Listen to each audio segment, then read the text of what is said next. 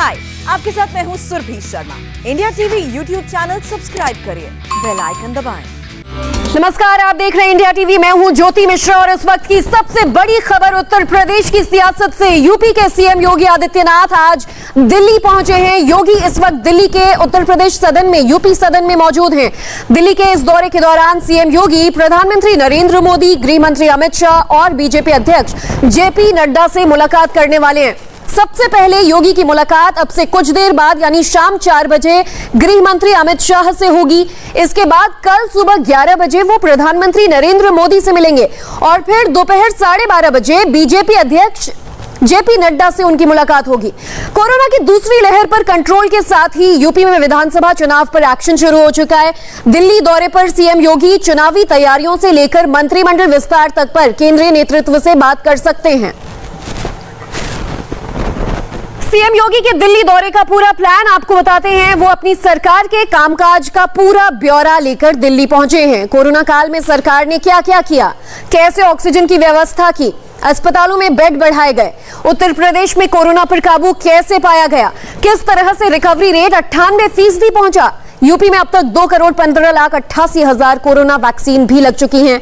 Vaccination का काम UP सरकार कैसे कर रही है, इसकी भी पूरी डिटेल के साथ योगी आदित्यनाथ दिल्ली दौरे पर पहुंचे हैं। अभी जिला पंचायत अध्यक्ष के चुनाव होने हैं। बीजेपी ने 75 में से कम 60 जिलों में अपना अध्यक्ष बनाने का प्लान बनाया है। इसकी रणनीति भी सीएम योगी के दिल्ली दौरे में ही तय की जाएगी। साथ ही अगले साल विधानसभा चुनाव है और ऐसे में तैयारियों पर भी योगी की बातचीत हो सकती है। वहीं योगी कैबिनेट में अभी 18 जगह खाली भी हैं। ऐसे में मंत्रिमंडल विस्तार और फेरबदल की भी उम्मीद जताई जा रही है। 5 जुलाई को विधान परिषद की 4 सीटें खाली हो रही हैं, उस पर भी केंद्रीय नेतृत्व से बातचीत होगी। तो योगी के दिल्ली दौरे पर ज्यादा जानकारी लेंगे हमारे साथ संवाददाता, हमारे सहयोगी रुचि कुमार लखनऊ से। देवेंद्र पराशर और आनंद प्रकाश पांडे भी जुड़ चुके हैं। सबसे पहले रुचि, आपसे ये जानना चाहेंगे कि योगी अचानक दिल्ली पहुंचे हैं या फिर पहले से उनका कार्यक्रम तय था तमाम बड़े नेताओं से और प्रधानमंत्री से मिलने का? देखिए, ऐसा है कि पिछले काफ़ी दिनों से क्योंकि कोरोना का कहर इतना ज़्यादा था कि मीटिंग्स नहीं हो पाई थी और इधर कुछ दिनों से हमने देखा कि सोशल मीडिया में जिस तरह की अटकलें चल रही थी मुख्यमंत्री योगी आदित्यनाथ और जो केंद्रीय बीजेपी का नेतृत्व है या प्रधानमंत्री मोदी से उनके रिश्तों को लेकर, उसके बाद ये मीटिंग बहुत ज़रूरी हो गई थी, ऐसा मुख्यमंत्री दफ्तर से कहा जा रहा है। ये मीटिंग पहले से तय थी।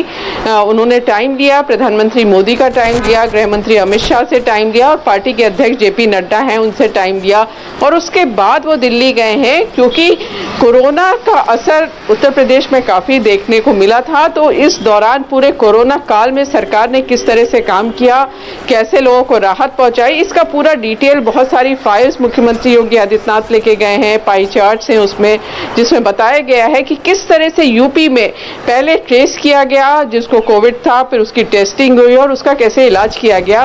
पूरा डिटेल का एक तरह का पोथा लेकर वो दिल्ली गए हैं। ज्योति, बिल्कुल, तो यानी कि कोरोना कंट्रोल कैसे किया गया, उत्तर प्रदेश के इस वक्त के हालात क्या हैं और आगे की रणनीति क्या होगी, जो आप बता रही हैं कि अलग अलग तरह के चार्ट्स और रिकॉर्ड लेकर योगी दिल्ली पहुंचे, जो दिल्ली में न सिर्फ बीजेपी अध्यक्ष बल्कि गृह मंत्री और प्रधानमंत्री को भी सौंपी जाएगी, डिटेल्स दिए जाएंगे। देवेंद्र, लेकिन अटकलें सियासी उठापटक की इसलिए भी तेज हो जा रही है क्योंकि पिछले 15-20 दिन में उत्तर प्रदेश में क्या क्या हलचल हुई ये हम सब ने देखी। कल ही जितिन प्रसाद ने भाजपा ज्वाइन किया और ऐसे में आज योगी दिल्ली पहुंचे।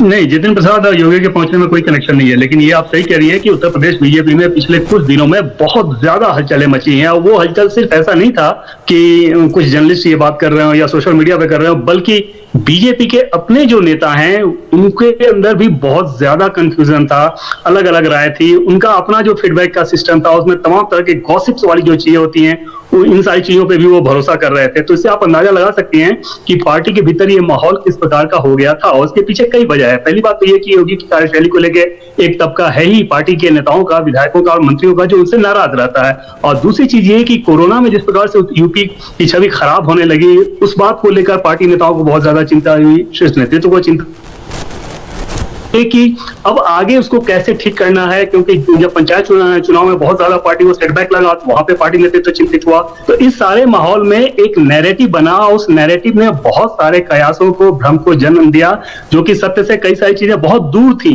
लेकिन पॉलिटिक्स में ये हर चीज मायने रखती है, खासतौर पर तब जब परसेप्शन के आधार पे अब ज्यादा पॉलिटिक्स करते हैं। आज के पॉलिटिक्स परसेप्शन पे ज्यादा होती है। तो इन सारी चीजों को ध्यान में रखते हुए अब मुख्यमंत्री योगी आदित्यनाथ के ऊपर बड़ी जिम्मेदारी थी कि कैसे एक तरह यूपी सरकार का जो कामकाज है वो बेहतर दिखे जनता के बीच। दूसरी चीज कि पार्टी का जो शीर्ष नेतृत्व है उसको वो ये भरोसे में ले कि इस कोरोना काल में सरकार ने जो काम किया वो उपलब्ध संसाधनों में बहुत बेहतर था, और आगे की जो प्लानिंग है वो किस प्रकार की है, साथ ही साथ जो सेटबैक लगा वो किन वजहों से लगा, और आगे वैसा सेटबैक ना लगे, जैसे कि पंचायत चुनाव को मैं सेटबैक के तौर पर बता रहा हूँ, और आगे उसमें जिलाध्यक्षों के चुनाव में वो सेटबैक ना लगे, इस प्रकार इसके लिए किस प्रकार से सक्रियता बढ़ाई जा रही है।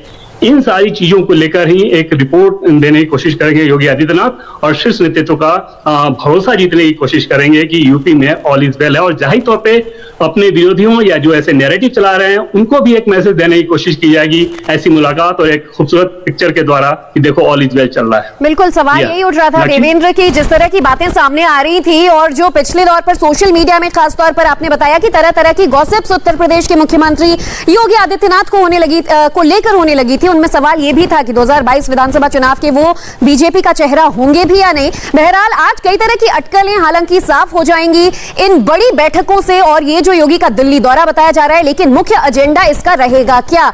आनंद, क्या आपके पास इस बारे में कोई जानकारी है? गृह मंत्री और मोदी से क्या क्या चर्चा करेंगे योगी? जी, अपना सवाल दोहरा दीजिएगा। आनंद, इस मुलाकात का एजेंडा क्या रहने वाला है? खासतौर पर गृह मंत्री और फिर कल प्रधानमंत्री से होने वाली बैठक में योगी किन किन बातों को लेकर चर्चा कर सकते हैं?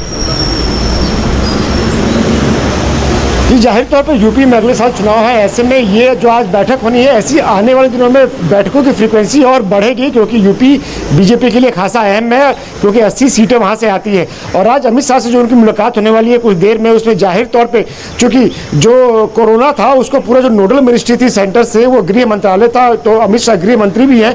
तो ऐसे में कोरोना काल में उत्तर प्रदेश सरकार ने क्या क्या कदम उठाया है, किस तरह से ऑक्सीजन की अवेलेबिलिटी बढ़ाया है, ऑक्सीजन प्लांट्स लगाने की प्रक्रिया चल रही है, हॉस्पिटल्स में ऑक्सीजन बेड्स की संख्या बढ़ाई गई है, वो मामले तो रहेंगे। उसके अलावा यूपी को लेकर खासतौर पर और संगठन को लेकर खासतौर पर अमित शाह से जरूर योगी आदित्यनाथ चर्चा करेंगे, क्योंकि अमित शाह के बारे में आपको पता है कि अध्यक्ष रहने के पहले वो यूपी के इंचार्ज भी थे, और उनकी अगुवाई में जब वो इंचार्ज थे यूपी के, तो बीजेपी ने बम्पर सीटें लोकसभा चुनाव में जीती थी। तो जाहिर तौर पर यूपी पे अमित शाह की पकड़, बारीक पकड़ है उनकी, वो अभी भी जमीनी फीडबैक वहाँ से लेते रहते हैं। तो ऐसे में आने वाले दिनों में वहाँ क्या कुछ संगठन में फेरबदल करना है, उसके साथ पार्टी की जो कैंपेन की रणनीति क्या होगी, तो उन तमाम मुद्दों पर योगी आदित्यनाथ अमित शाह से फीडबैक मिलेंगे, उनका गाइडेंस मिलेंगे। और उसके साथ साथ जैसा कि कल 12:30 बजे बीजेपी के अध्यक्ष जेपी नड्डा से मुलाकात करनी है, 11 बजे प्रधानमंत्री नरेंद्र मोदी से मुलाकात करनी है, तो पार्टी नेतृत्व के साथ साथ जो शीर्ष नेतृत्व यानी कि प्रधानमंत्री नरेंद्र मोदी हैं, उनको भी योगी आदित्यनाथ जो कोरोना के समय पे जो कामकाज हुआ उसका लेखा जोखा देंगे,